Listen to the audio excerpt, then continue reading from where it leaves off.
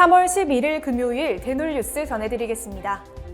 취업 구인구직 시스템 활성화 TF가 간호조무학원생을 대상으로 치과 기피 현상에 대해 설문조사를 실시한 결과 10명 중 6명에서 7명이 치과 취업에 부정적인 이유로 기존 직원의 텃세를 꼽은 것으로 나타났습니다. 이어 낮은 임금 수준과 교육 및 실습 기회 부족 등을 지적한 것으로 확인됐습니다. 경기도 치과의사회가 제69회 정기대의원 총회를 앞두고 시군 분회장 집행부 임원 간담회를 온 오프라인으로 개최했습니다. 이번 간담회에서 경치는 의안 심의 진행 방법과 일정 등 총회 상정 의안을 검토했습니다. 임플란트 치료에 대한 필요성과 위험성에 대해 설명하지 못한 치과의사가 500만 원의 벌금형을 선고받았습니다. 서울 남부지방법원은 손해배상으로 기소된 치과의사 A씨에게 이 같은 판결을 내렸습니다. 서울대 치의학대학원 김현정 교수 연구팀이 치과 진정제 사용 추이를 조사한 결과 아산화질소 단독 사용이 86.8%로 가장 높은 비중을 차지하는 것으로 나타났습니다. 이어 클로랄 수화물과 하이드록시딘 병용, 미다졸람 순으로 조사됐습니다. 젊은 치과의사와 개원의를 위한 2022 개원성공 컨퍼런스가 성황리에 막을 내렸습니다.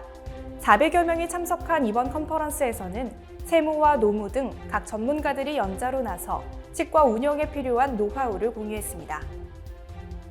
대한치과의식 임플란트학회 춘기학술대회가 4월 16일과 17일 수원 컨벤션센터에서 개최됩니다. 누구나 할 수 있는 임플란트 수술 레벨업이라는 주제로 진행되는 이번 학술대회에서는 상악동 거상부터 GBR까지 다양한 강연이 펼쳐질 예정입니다. 건강보험심사평가원이 요양기관의 종별 부담금이 약 2,220억 5,200만 원인 가운데 치과 비중은 약 2.6%라고 밝혔습니다. 이는 보건기관을 제외한 일반 요양기관 중 가장 낮은 수치인 것으로 확인됐습니다. 경희대학교 치과병원 치주과 전공의 4명이 제1저자로 참여한 연구 논문이 정상급 SCI 저널에 게재됐습니다.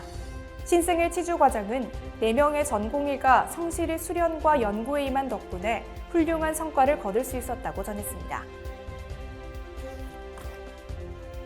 제2회 구강세균관리 온라인 포럼이 지난 5일 성황리에 마무리됐습니다.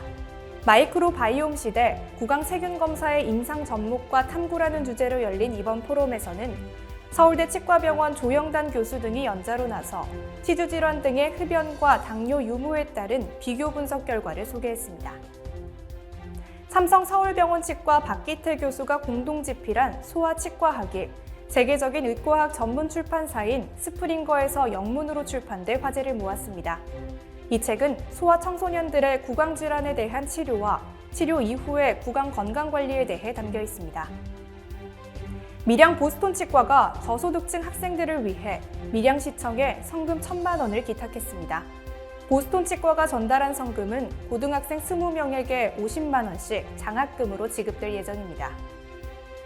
교정진단의 가장 기초인 두부 방사선 계측 분석을 위한 입문서가 출간돼 눈길을 끌고 있습니다. 이 책에는 교정학에서의 두부 계측 분석법과 3차원 두부 방사선 계측점 등이 담겨 있습니다. 대놀뉴스는 치과인 여러분의 제보를 기다립니다. 경조사, 인사동정, 봉사활동, 각종 행사 소식 등 치과계에 공유할 어떠한 소식도 좋습니다. 화면에 보이는 이메일이나 전화로 제보해 주시면 대놀뉴스에 반영 가능하고 우수 제보자에겐 소정의 상품도 드리겠습니다. 이상으로 대놀뉴스를 마칩니다. 고맙습니다. 곰탕은 8,000원. 특곰탕은 10,000원? 특곰탕은 뭐가 다른겨? 뭐가 달라서 다르겠쥬. 임플란트 하면 좋은겨? 뭐가 달라도 다르겠죠. 오스템 임플란트.